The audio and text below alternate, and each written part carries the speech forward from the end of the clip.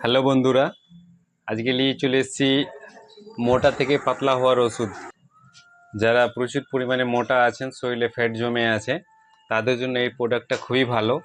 যাদের extra fat আছে, extra ভুঁড়ি বেড়ে আছে, তাদের জন্য, যারা পাতলা হতে চাইছেন, অতিরিক্ত মোটা থেকে পেরেশান হয়ে গেছেন, পাতলা হতে চাইছেন, তাদের জন্য এই বেস্ট প্রোডাক্ট।